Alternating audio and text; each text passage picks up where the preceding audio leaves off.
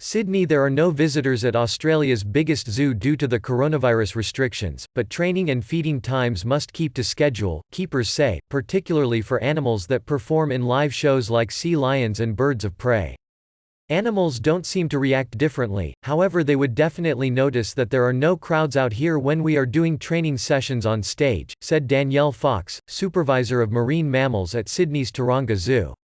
Australia has largely avoided the high numbers of casualties which have beset other countries as the coronavirus, officially called COVID-19, leaves a path of destruction around the world, with about 6,600 infections and 71 deaths. That has been put down to heavy restrictions on public movement, including border closures, shuttering most businesses that rely on paying visitors, like zoos, with no end date given.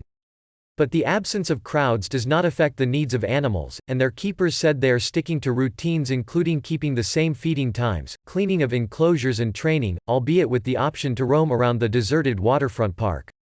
One day when the zoo does open back up again, we don't want them to have gone through such a big period of change, and for them to have to adapt back into their routine, said Fox. Brendan Marcos, a falconer at the zoo, said it was hard to say if the performing birds were affected by the empty seats, but he definitely was. "It's kind of like there's a void," he said. "It just feels empty."